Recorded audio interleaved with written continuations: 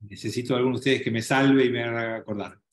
Bueno, martes 29 de noviembre, aquí estamos compartiendo la pantalla para terminar de ver el final del capítulo 34, que no me acuerdo si vimos hasta el 22, 23, ¿alguno lo anotó? 22 terminamos. 22. Bien, o sea que empezamos con el 23, perfecto.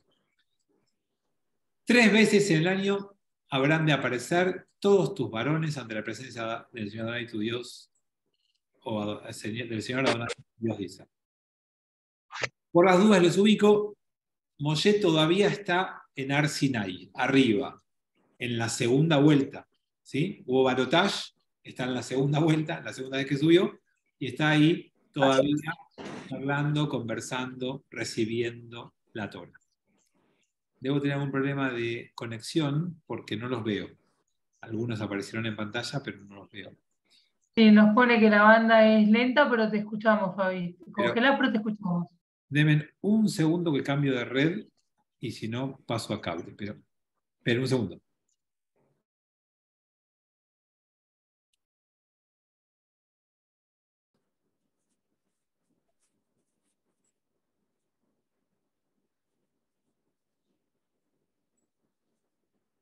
A ver si ahora mejora un poco o no.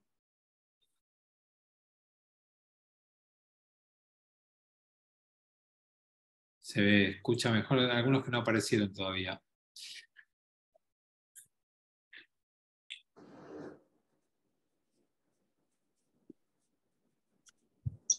Vamos a conectarnos con el cable. Que el cable es mejor. No falla. Va, creo que no falla.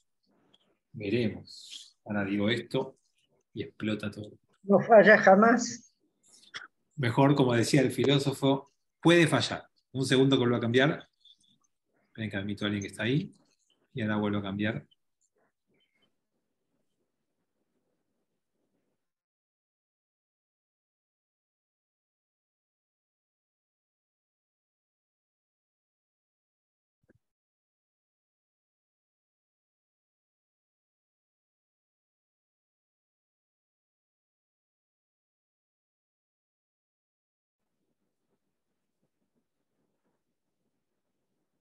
¿No me escuchan todavía? Sí. Sí. ¿Sí? Sí. Ahora sí. Bueno, probemos. Esta mejor conexión que esta no tengo, así que espero que no falle. Me quedé en Lambert para no tener problema de internet, igual no anda bien. La clase anterior estuvo perfecta, no hubo ninguna falla. Bueno, yo los veo a todos ustedes muy congelados. ¿Pero me escuchan? Sí, Sí. te escuchamos. Con la temperatura que hace, mejor estar congelado. Sí, es verdad, pero no demasiado congelado porque si no pasamos a hacer Walt Disney y tampoco es muy recomendable. Algo intermedio. Busquemos algo intermedio. Bueno, entonces les decía que estamos en Har Sinai. Estamos todavía hablando con Dios, recibiendo la Torá, a punto de bajar. Hoy vamos a leer su bajada, y todo bien. Así que está en ese momento, entonces recibe una nueva ley o un recordatorio de otras tantas leyes. Y esto que acaba de leer, ¿cómo se llama en hebreo? ¿Alguien sabe?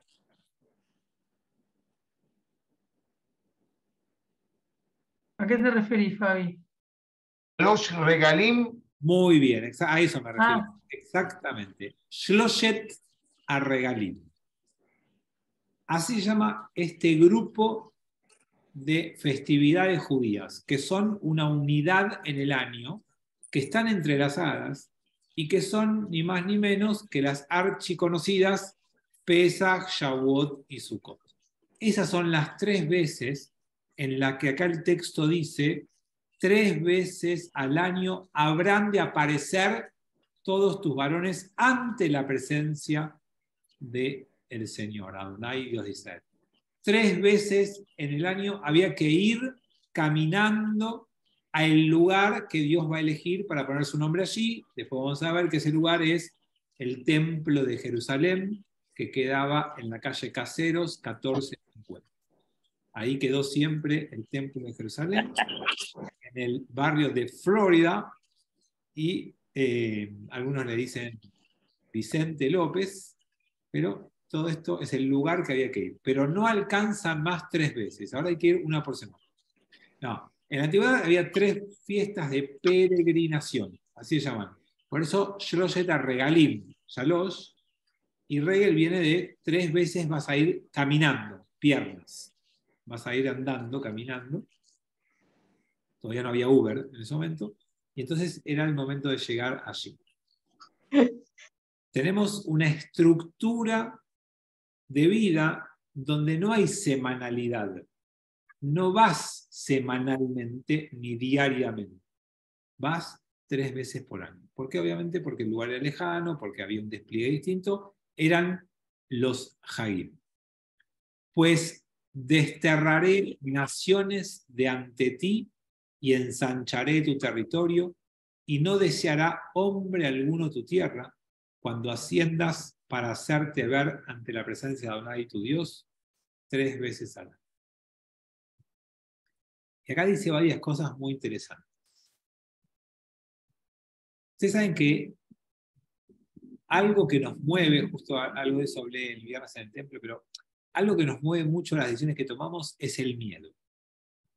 Hay cosas que hacemos por pasión, por amor, positivamente, y hay cosas que hacemos por miedo. Hay cosas que digo, yo hago esto o no hago esto porque me da miedo.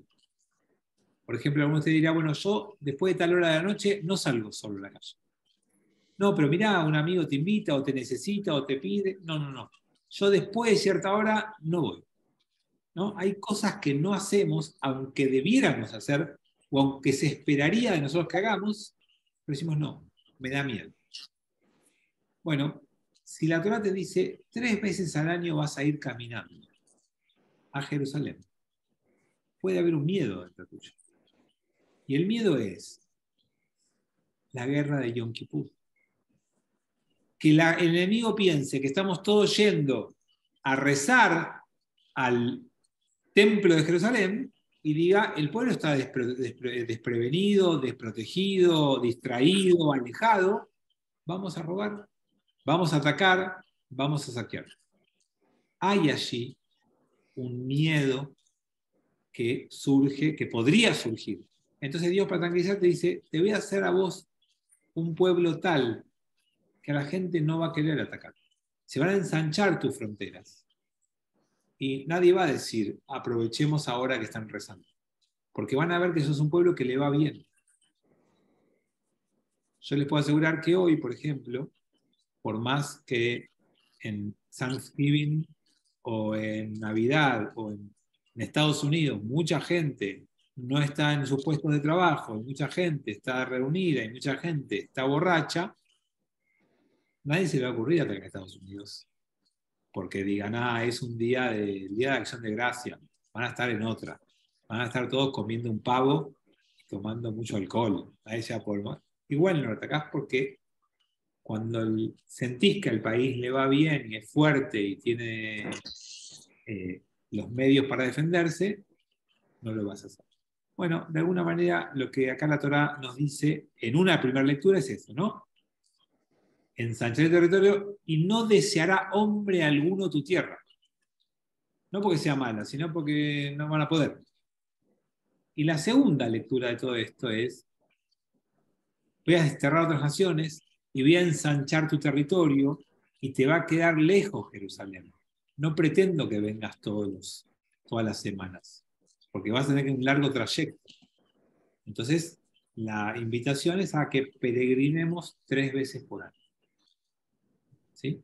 Ustedes saben que Israel es un país muy pequeño, Jerusalén está bastante en el centro del país, no perfecto, pero bastante en el centro, entonces de cualquier lugar en Israel se llega bastante bien a Jerusalén, salvo si vas hoy con auto en algunas rutas que hay muchos pkakim. ¿Algunos saben lo que son los pkakim? Los puntos de control. No. Pkakim son los atascos de tráfico. Cuando hay mucho tránsito y se atascan los autos. Como... Son cajitas, están encajados. ¿Cómo? No, no. Bueno, ahí Hakim es la hora rush hour, ¿no? La rush hour, la hora de mucho tránsito, la hora pico, en Argentina se llama hora pico. Bueno, en esas horas, si vas en auto, te va a gustar. Pero si vas caminando de cualquier lugar del país, más o menos es transitable y llegable. Esa es la propuesta de esta ley, de estas leyes que te está recordando y resaltando Dios con Moshe ahí arriba. No habrás de sacrificar sobre el euro a sangre de mi sacrificio pascual y que lo no, está mal redactado, ¿no? Y lo que pernocte hasta la mañana el sacrificio de la festividad de Pesaj. Bueno, no está muy bien redactado. Lo que significa acá es que no se puede hacer sacrificios con hametz, lo leudado, tampoco se utiliza la sangre del sacrificio, no se puede utilizar, se derrama en la tierra, y tampoco se puede dejar que sobre hasta el otro día de la mañana, ¿no? Son leyes de los sacrificios que ya muchas veces aquí estudiamos, analizamos, encontramos simbolismos. Los primeros frutos de las primicias, Shavuot, Bikurim, de tu tierra, habrás de traer a la casa de Adonai tu Dios, no habrás de cocer al cabrito en la leche de su madre. O sea que si te recuerda leyes de sacrificio, te recuerda que cuando vayas, nunca vayas con las manos vacías, siempre hay que llevar algo para hacer un sacrificio. Los bikurim en Shavuot, korbanot, sacrificios en las demás fiestas, cuando vayas en Pesaj, ten cuidado con una cosa, cuando vayas en Sukkot con la otra, pero son todas reglamentaciones.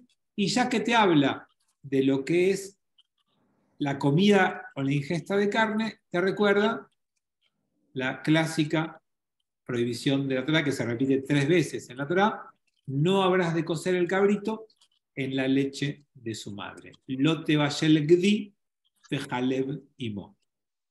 ¿Sí? Que ya lo vimos también más de una vez, que la mirada restrictiva podría haber sido que solamente tengamos en cuenta no cocinar un cabrito en la leche extraída de la vaca materna de ese cabrito, y sin embargo los rabinos dijeron toda leche en toda carne, y también incluyeron a los pollos, las aves.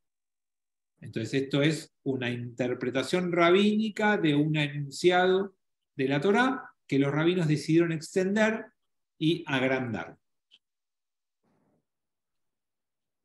Yo creo que en este grupo, no me acuerdo ya, conté lo del libro que estaba leyendo sobre la extensión de la vida, ¿verdad? Acá. Bueno, lo terminé y en el último capítulo, antes de las conclusiones, le agrega una dimensión más, y es, bueno, la última de las que da en el libro, el último gran avance para que extendamos la vida fue la lucha contra el hambre.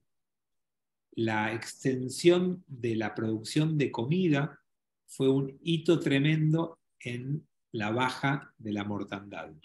Y así como fue, yo les conté el tema del cólera con el baño, de la viruela con la vacuna, de la pasteurización, y les conté, no sé si les llegué a contar las cosas que había visto como las primeras, después la penicilina, después la baja en los accidentes, especialmente de autos, que eso lo llegué a contar porque lo leí después. Y ahora el último paso es el tema del alimento. Y nada, como para que tengan una idea, para que vean un número, que como lo leí hace poquito lo tengo presente, de 1970 a hoy, no, de 1980 a hoy, en 40 años, ¿sí? La cantidad de comida fue tal que la mortalidad de la gente pasó de 80 y pico por... No, esperen. Bueno, se bajó a la mitad la cantidad de gente que muere por mala alimentación, por desnutrición, en los últimos 40 años. Se dejó un montón de gente de morir por malnutrición. ¿Todavía hay mucha gente que tiene problemas? Sí. Pero ahí está el número, es que hoy puede haber 5 millones de habitantes en el mundo. Antes de 40 años había 50 millones. Y 50 millones en la población de hace 40, 50 años es muchísimo más que 5 millones en la población de hoy. Así que los números son tremendos. Y dentro de lo que es la producción de alimentos, un índice muy importante, muy en la cantidad de alimentos para bajar el hambre es el pollo. El tema de las gallinas se transformó en el alimento a nivel mundial, uno de los que más contribuyó a bajar la mortandad por hambre. Lo que sí también les digo, que no está en el libro, pero lo leí en otro libro hace poco, que la manera en la que se crían los pollos para que rindan es tremendo. Desastre. Es un desastre. Lo que sí el libro cuenta es que, esperen que hay alguno que no está muteado y eso, pero, ¿por qué el pollo se transformó en alimento central en la humanidad? Porque hubo una persona que criaba pollos y que por un error de la empresa que le entregaba los pollos que compraba, le entregó en lugar de 50, 500, pónganle el número, no me acuerdo exacto, algo así. Y entonces tuvo que ponerlos todos juntos en el lugar, porque no tenía lugar, hasta que los venían a buscar. Y con poco alimento los engordó en muy pocos días. Y todos amontonados. Entonces no los devolvió, los vendió. Y con la diferencia, compró más, todos amontonados, los engordó en muy poquito tiempo y los vendió. Y ahí el libro te dice exactamente la cuenta de cuántos kilogramos de alimento tenés que darle a un cabrito o a un ternero para después hacerlo carne, y cuánto tiempo te demanda, 1 año, y en cambio acá, cuánto kilo de alimento, el 10%, en cuánto tiempo, en un par de semanas, lo engordaste y lo vendiste. Entonces, la rotación, la facilidad de engordar y la no necesidad de espacio empezó a incrementar en forma tremendamente explosiva el consumo, la producción y después el consumo de pollo para bajar el hambre. Sí, no sé si Betina o Gaby levantaron la mano. Sí. Considerando Kashrut, las condiciones en las que son criados los pollos sería un poquito a la antigua y cuidando, como lo mismo sucede con la carne de vaca, como es degollada con piedad. ¿Podemos confiar en eso? No, espera, para que el pollo sea kasher lo tiene que matar un yojet. No es No, digo que así como con la carne uno tiene en cuenta cómo es matada, con el pollo uno piensa cómo es criado y alimentado. No. Si kashrut, No, kashrut, el kashrut clásico solo se ocupa de cómo es matado. Las bien. corrientes modernas, liberales, a las cuales yo adscribo, están haciendo todo un movimiento para extender la provisión de kashrut hoy en día a las formas de crianza. Yo les conté hace un tiempito, antes de llegar a eso, hay cosas que son, no sé si decir, y casi digo más grave, ustedes dirán si es más o igual de grave, pero ahí se encontraron en Estados Unidos frigoríficos kasher, con certificado kasher ortodoxo, que tenían trabajo esclavo, con personas que trabajaban en el frigorífico y los tenían viviendo en condiciones desastrosas. Y entonces hubo comunicados de algunos rabinos liberales que dijeron que esa carne no es kasher. Y yo creo que el próximo paso es que puede haber algo parecido a decir no es kasher cuando el animal no tiene ciertas condiciones básicas de existencia. Todavía no existe esto en forma generalizada, pero Yuval Harari, que no sé si alguno de ustedes lo leyó, es súper recomendable. Yuval Harari plantea en uno de sus libros que esto es lo que viene en el mundo, que la manera de criar animales para faenarlos, tanto terneros, cabritos y demás, como especialmente el tema de los pollos, está empezando a ser legislado en los países más avanzados y pronto va a discutirse cada vez en más países, donde haya una legislación que proteja el derecho de los animales, porque las condiciones son de una violencia y una falta de vida tremenda en los animales. Creo que es lo que si vas a visitar un criadero de pollos, no lo repetís nunca más. Bueno, fui a uno que ayer, no fui a uno con. Y cuando fui a una calle, no por las condiciones, por lo que vi, que era lo normal, casi me vuelvo vegetariano, me costó mucho volver a comer carne. Digo, cuando uno ve el proceso de matar animales para que uno coma, creo que lo piensa varias veces después y se hace difícil, ¿no? Bueno, quizás por eso hay tantos jóvenes vegetarianos. Saúl. Fabi, no, Yelena, no, esto está avanzando, esto de las pruebas con animales y más. Vos fíjate que hay publicidades en la tele de cosméticos donde recalcan que los cosméticos no fueron testeados en animales y demás. Es una onda que está viniendo, que por supuesto va a ser lenta, pero se va a ir dando. Sí, pero por ahora, por supuesto, pero por ahora es solo un tema de marketing de algunas marcas. No es legislación. Yo lo que hablo es lo que viene es la legislación. Hay marcas que se posicionan como pet friendly o como algún tipo de posición de marketing o como veganas, y entonces te aseguran que no hay utilización animal, no hay maltrato animal, y eso es un paso. Y yo alguna vez les conté, no sé si en este grupo o en otro, yo hasta el año pasado, durante 10 años, fui parte del comité de ética del CONICET, que aprueba los proyectos de investigación, y el comité de ética incorporó el concepto de que los animales no pueden ser criados en cautiverio, ni pueden ser hechos sufrimiento sin causa, sin importancia.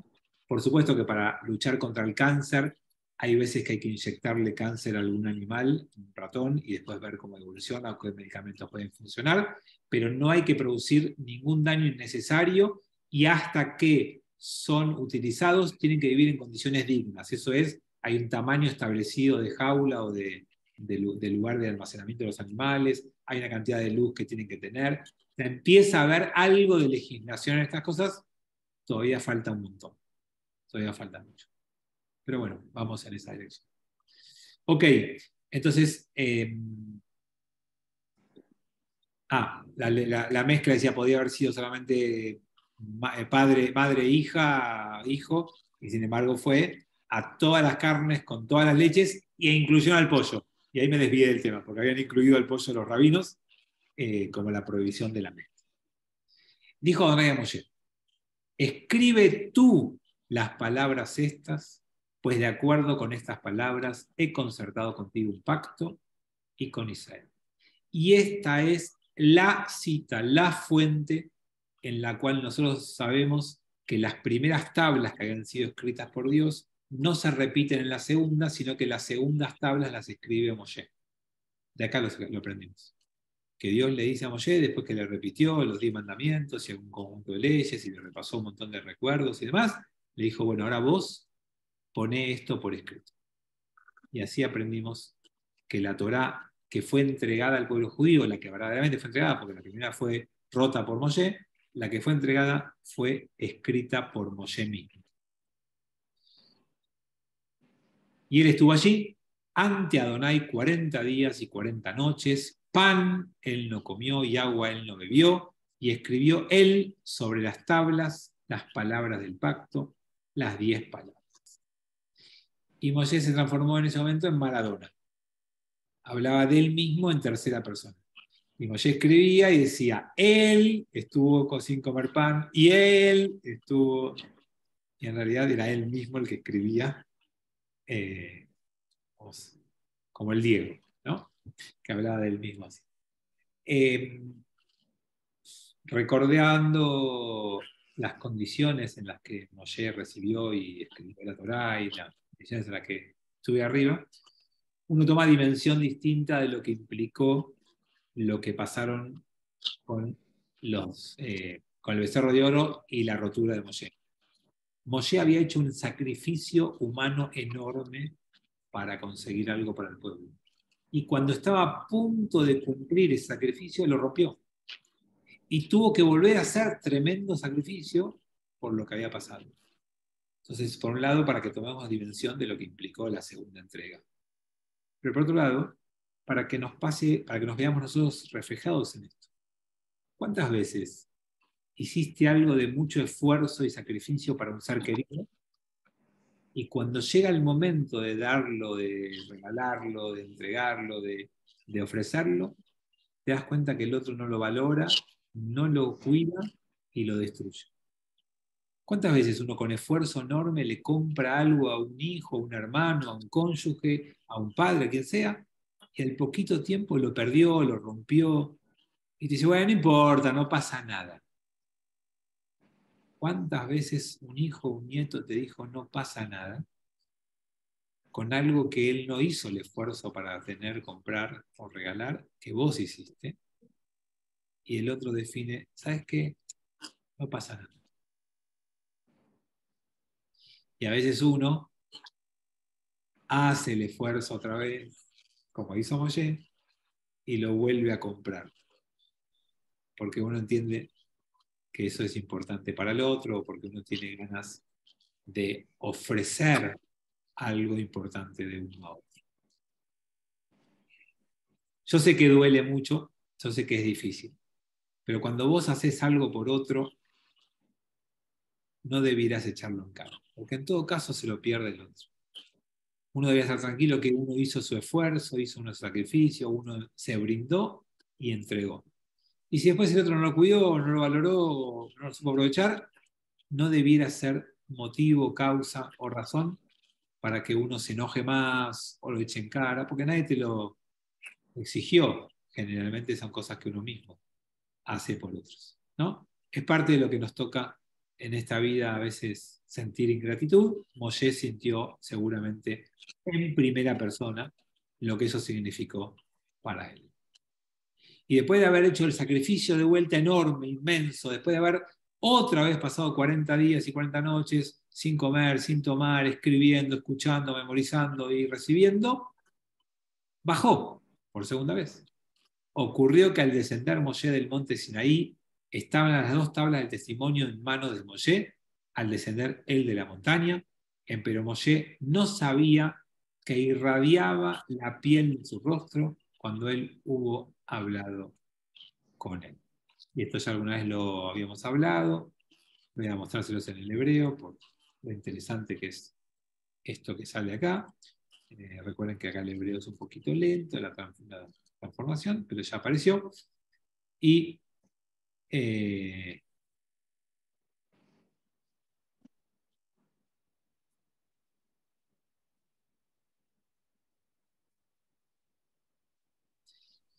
es el 29. Umoshe lo yada ki keren or panav. Keren tiene dos significados en hebreo. Keren es cuerno, es uno de los sinónimos de shofar, y keren es brillo. Entonces, la interpretación judía de este versículo es que a Moshe, cuando bajó, le brillaba el rostro, la piel, la cara. Y la interpretación cristiana es que Moshe bajó con cuernos. Entonces, ustedes van a ver el Miguel Ángeles, el Moisés. Bueno, si van a ver el Miguel Ángel hecho, o el Moisés hecho por Miguel Ángel, mejor dicho, van a encontrarle un cuerno, o dos, creo que tiene dos, si no me equivoco. Y eso sería más error, porque acá dice Keren, uno solo, dice Keren. Pero bueno, la intervención judía no es Keren, es brillo. Y la intervención más linda que yo conozco de este relato, de este versículo, de esta palabra, que es algo que me fascina como idea, que es una de las ideas más potentes que para mí tiene la entrega de Torá, es la pregunta, ¿por qué cuando Moshe bajó la primera vez no le brillaba el rostro? ¿Y por qué cuando baja la segunda vez sí le brilla? Y cuando bajó la primera vez, Moshe no escribió la Torá, la escribió Dios. Moshe esperó, pero no la escribió. No trabajó él en transformar una piedra en una Torá. Lo hizo Dios. Entonces hubo un esfuerzo de Moshe, pero no hubo un trabajo de Moshe. En el segundo caso, hubo esfuerzo y trabajo. ¿Y saben qué? Nada más transformador en tu vida, de tu ser, de tu rostro, de tu luminosidad, que ver el fruto de tu trabajo. Cuando vos sos capaz de trabajar por algo y ver el producto de tu trabajo, tu rostro lo dice, lo manifiesta, tenés una luminosidad distinta. Aquel que solo tiene lo que le regalaron, puede sentirse bendecido, cómodo, pero no va a ser feliz. No hay nada que te dé tanto placer y orgullo y felicidad como darte cuenta que hiciste algo y lo lograste. Acuérdense los rostros de los chicos cuando logran algo por primera vez. Acuérdense la imagen de un hijo, de un nieto o de ustedes mismos cuando aprendieron a andar en bicicleta y pudieron andar solos en bicicleta. Pues, y bueno, que te lleve tu papá en el canastito, sí es más cómodo. ¿Para qué querés aprender a andar en bicicleta? Y para aprender a andar en bicicleta te caíste, te esforzaste. Cuando lograste andar en bicicleta, wow, qué carita tenías. Acordate cuando aprendí a escribir, o cuando viste el rostro de un hijo, un nieto que aprendió a escribir, a leer. Cuando aprendés algo que implica trabajo, esfuerzo, dedicación, y lo lográs, te brilla el rostro. Por eso a veces uno pide, ojalá me regalen, ojalá herede, ojalá me gane, ojalá... No, qué más lindo que pedir trabajar y ver el fruto de tu trabajo. Qué mejor que esperar que uno pueda disfrutar del esfuerzo que uno hace. Eso es el verdadero premio, el verdadero esfuerzo que uno deberá intentar lograr. Se podría abrir el link porque Moshe no comió ni bebió durante 40 días. A ver, Tommy, ¿a qué te refieres? No, lo que, donde está, leías en hebreo, viste que al lado hay links. Y está un rabino. El primero a la derecha. No. Acá a la derecha. Esto. ¿Ah?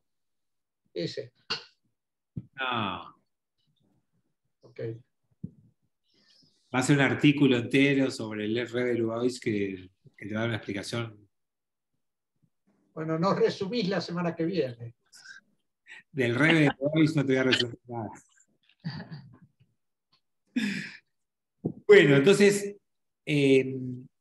bajó, descendió y le brillaba el rostro y vio a Aarón y todos los hijos de Israel a Moshe, y aquí que radiaba la piel de su rostro y temieron acercarse a él. A veces la plenitud, la felicidad, despierta, perdón, me está preguntando Saúl, las dos interpretaciones de la palabra Keren, las dos traducciones, Keren es cuerno y Keren es brillo. Les decía que a veces ver el rostro del otro en su mejor momento asusta, ¿no? Cuando ves que alguien está radiante, algunos se ponen contentos y otros se asustan o pueden no entender de todo lo que está pasando. Un poco le pasa eso a Aarón y a los hijos de Israel cuando lo ven el Moshe bajar con ese rostro así. Empero lo llamó Moshe y volvieron hacia él, Aarón y todos los jefes de asamblea, y Moshe les habló a ellos, se alejaron, Moshe los volvió a acercar, y después de se acercaron todos los hijos de Israel, y él les prescribió todo lo que había hablado Adonai con él en el monte Sinaí. Moshe acá se transforma en el Moré, y por eso es Moshe Rabei, porque Moshe es Moré por excelencia. Acuérdense que Rabino Rab es Moré, y Moshe se transforma en Moré porque cuando baja tiene que empezar a enseñar, y transmitió Moshe todo lo que Dios le dijo al pueblo de Israel.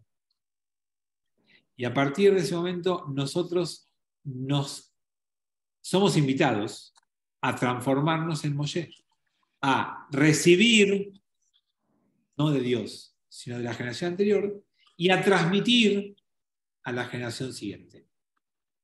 Moshe fue un nexo, un puente entre Dios y el pueblo. Y a partir de ahí cada generación es un puente entre la generación anterior y la generación que sigue. Esa es, de alguna manera, la función que todos tenemos como judíos, como parte de este pueblo, de acuerdo a esta idea que surge acá. Nos transmiten y debemos transmitir. Recibimos y tenemos que pasar.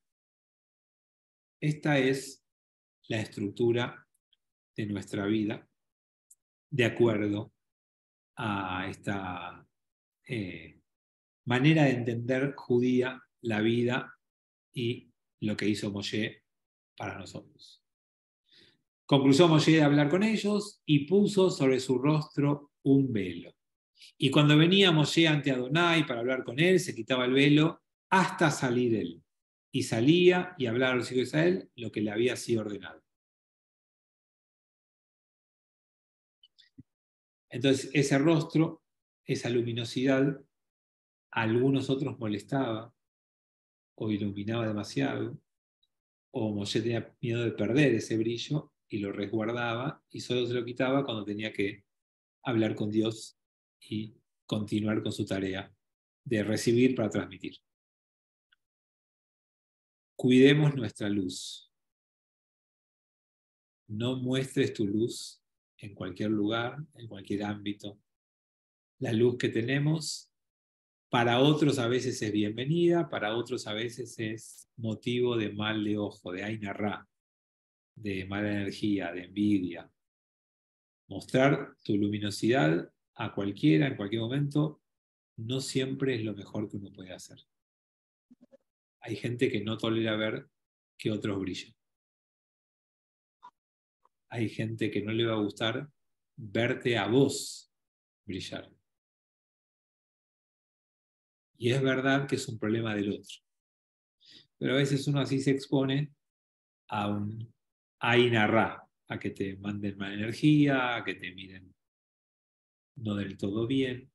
Así que por eso la Moshe, la Torá te muestra esta particularidad de cubrirse y observaban los hijos de Israel el rostro de Moshe porque irradiaba la piel del rostro de Moshe y volvía Moshe el velo sobre su rostro hasta volver a él para hablar con él. Esto es lo que nos cuenta, nos enseña, nos transmite este final del capítulo 34 y estamos ya en condiciones de avanzar un capítulo más y aunque sea abrir el capítulo un poco hoy. Y congregó Moshe a toda la asamblea de los hijos de Israel y les dijo a ellos: estas son las cosas que ha prescrito Adonai para hacerlas. ¿Sí? Y quiero un minuto detenerme en la palabra congregó, porque se dice en hebreo vayakel. Vayakel Moshe et kol ha'ad Israel, y congregó, y ese vayakel que abre este capítulo tiene varias implicancias. Primero, de acá viene la palabra kehilá, kahal, congregación, es de vayakel, y congregó, y reunió. Pero la palabra vayakel o kahal tiene la primera y última palabra, forman kal. Y la interpretación linda que me gusta dice que la congregación es congregación cuando te hace la vida más kal. ¿Y saben lo que en hebreo significa kal? Fácil, liviana. Entonces, la congregación es el grupo de gente que te hace una vida más llevadera. Y a partir de ahí nosotros damos la vida en Keilah. El pueblo judío vive en Keilah, vive en congregación. Y donde vayamos se fundan Keilot. Algunas después se funden, pero hay que fundar Keilot siempre, donde uno esté. No existe la vida judía aislada, separada. La vida judía es en Keilah, es en congregación. Tenemos la obligación de fundarla, de mantenerla, de sostenerla. Y de ahí, de esa palabra Keilah, viene la palabra eclesía. Y la palabra eclesía viene la palabra iglesia. O sea, la iglesia no es otra cosa que una Keilah, una congregación. Que obviamente, como en el origen estaba compartido, está todo sacado de la misma idea. Pero este es un mandato fuerte acá de la Torá, que nos hace congregar, reunirnos en asamblea, ser parte de una Keilah. ¿Y para qué nos reunimos? Entre otras cosas, para estudiar. Entonces acá Moshe les recuerda las prescripciones, las mitzvot, las leyes que el pueblo judío tiene. Una de ellas es: 6 días se habrá de hacer trabajo, empero el día séptimo será para nosotros consagrado. Shabbat, día de descanso ante Adonai, todo el que hiciera en el trabajo habrá de ser muerto. Así que tenemos la Torá, Moshe bajó, volvió, le dice: muchachos, reunámonos, hay que estudiar Torá, hay que entender lo que Dios espera de nosotros, hay que conocer las leyes, y entonces empieza con ese ejercicio. Una ley muy importante es Shabbat. Tenés que vivir con este ritmo: 6 días y un día. 6 días de producción, 1 de descanso. 6 días de trabajo, 1 de reflexión. 6 días de hacer, conquistar, desarrollar, y un día de familia, rezo y demás. Ese es el ritmo de vida. ¿Podría verse un paralelismo entre este pasuk y lo que vimos hoy en historia, ley básica? Con respecto a Shabbat, preguntás, Tomás. No, vos insististe. Es la totalidad. Ok. La diferencia es que la ley básica es un consenso de los miembros de la Knesset, y acá estamos hablando de algo que viene de arriba, que no se aprueba. Y te diría que la Torá entera es la ley básica, porque es única, entera, ¿viste? No es artículo por artículo. Pero discúlpame, vos dijiste que nosotros somos los encargados de transmitir de generación en generación. Claro. Y eso es lo que hace... Pero no decir qué transmitís y qué no transmitís. Todo. O sea, el paralelismo que te tomo es que la Torá es la ley básica. Y en tu pregunta de antes, la Torá es completa, ¿no? La pregunta de Claudio, si se discutía artículo por artículo. Porque el judío dice: ay, estas mitzvot que me gustan las cumplo, estas no estoy de acuerdo, no las cumplo. Bueno, la ley básica Torá, en su concepción, como fue entregada, es toda completa. Y todo por igual. En ese sentido, sí hay un paralelismo interesante. La diferencia también es que la Knesset puede revocar con mayoría, y acá esto es irrevocable. Esta es nuestra Torá. Bueno, le recuerda Shabbat, y acá, interesante, le remarca entre Shabbat: no encenderéis lumbre donde quiera que habitéis en el día sábado. ¿Sí? Lumbre es lumbrera, viene de ahí la idea de luz, de fuego, ¿no? Dice: no encenderéis fuego donde quiera que habitéis en el día del Shabbat. Entonces uno dice: pero espera, ya te lo dijo, ¿por qué te lo repite? ¿Por qué lo remarca? Y por eso algunas interpretaciones rabínicas dicen que lo que uno puede aprender de acá no es el fuego de el que emprendés con un fósforo o con 2 piedras en aquel momento. Es el fuego de la discordia, es el fuego de la discusión, es el fuego de la violencia. En Shabbat no enciendas el furor. Shabbat es un día de armonía, de paz, de tranquilidad. No prendas fuego. Porque por algo te lo remarca aparte, separado, de cuando ya tenés en otros lugares la ley de la prohibición de encender el fuego. Entonces, no solamente no prendas fuego cuando prendés la hornalla o cuando prendés una vela, sino no prendas un fuego de discordia, de bronca, de enojo. Shabbat no es un día para eso. Ningún día lo es, menos Shabbat. Se manifestó Moshe ante toda la congregación de los hijos de Israel diciendo: esta es la cosa que ha prescrito Adonai, diciendo: tomad de con vosotros ofrenda ante Adonai, todo generoso de corazón la habrá de traer a la ofrenda de Adonai: oro, plata y cobre, púrpura, violácea, púrpura, escarlata, pieles, ta. Entonces, por las dudas, Moshe subió, recibió la Torá, bajó, y ahora que está abajo con la Torá y quiere congregar, quiere reunir, debe construir algo que permita eso. Y entonces, para construir una Keilah que permita la transmisión y que permita el encuentro y que permita el mantenimiento de las mitzvot, va a ser una campaña de recaudación de fondos. Va a ser una campaña de fundraising. ¿Por qué? La Keilah lo que implica no es que todos se reúnen solamente, sino que todos deben aportar para hacer cosas conjuntas. El modelo es el de Kupá. Todos ponen en un fondo común. Y entonces empieza esto pidiendo a la gente de corazón generoso, a la gente bondadosa, a la gente que puede donar, a la gente que está comprometida en el proyecto, a la gente que tenga esa generosidad, y empieza todo el listado de las cosas que pide. 10. Y todos los sabios de corazón de entre vosotros habrán de venir y habrán de hacer todo lo que ha prescrito Adonai. No solamente pido donación material, sino pido donación de voluntariado, donación de horas hombre. Van a donar elementos y van a donar trabajo para que se pueda construir entre todos y sea realmente una Keilah, una congregación, con el aporte de todos. Y el tabernáculo, su cubierta y su cobertura, sus corchetes, bueno, todo lo que hay que construir, el lugar donde se guarda la Torá y el lugar donde se llevan las cosas cuando nos movamos, y el lugar donde se va a hacer el sacrificio, y el lugar donde se guardan las cosas, todo lo que, la mesa, todos los utensilios, el candelabro, todo lo que ya vimos alguna vez en la Torá, ahora vuelve a describir la Torá, todo lo que tenés que construir, que hacer, para que la Torá se pueda mantener, enseñar y transmitir. ¿Sí?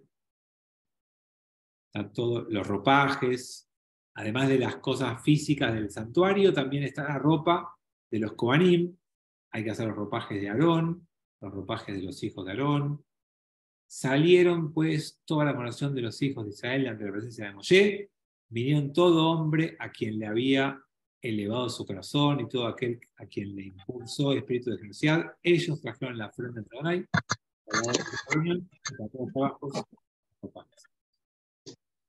y con esto vamos a cerrar el encuentro de hoy. ¿Por qué era importante esto? Porque cuando Moshe bajó la primera vez, la gente había hecho donaciones importantes para el becerro de oro. Y la verdadera forma de Moshe y de Dios de darle al pueblo la oportunidad de arrepentirse es que ahora donen para el proyecto compartido de Keilah y para el proyecto de Torah. Si aquella vez donaron para un becerro de oro y se equivocaron, la manera de reparar es ahora, ¿sabes qué? Bueno, ahora voy a donar para el verdadero proyecto. ¿Por qué? Porque la respuesta si no hubiera sido, ¿sabes qué? Yo doné en la campaña pasada, no me vuelvas a pedir a mí, anda a pedirle a otro ahora. Pero cuando donaste la vez pasada para el becerro de oro te equivocaste. Entonces hay que reparar y corregir el error, y todos tienen que involucrarse y hacer un esfuerzo extra. Porque todos ya habían donado hacía poco tiempo. Y ya tienen que volver a donar para corregir y reparar eso que han hecho mal. Y entonces, acuérdense, la Torá no existe el indulto, no existe el punto final, no existe la obediencia debida, no hay amnistía. Hiciste algo mal, no es para crucificarte, eso hace otra religión. No es para crucificarte, es para que repares y corrijas. Y siempre hay una manera y una forma. Y es verdad, va a requerir un esfuerzo extra, es cierto. Equivocarse tiene costo. Hacer algo mal tiene castigo, tiene un dolor, no es gratuito. Y no está bien que sea gratuito, porque si no, no aprendiste, porque si no, no esforzaste y no incorporaste el concepto. Por eso hay que pensar muy bien en esto en la educación.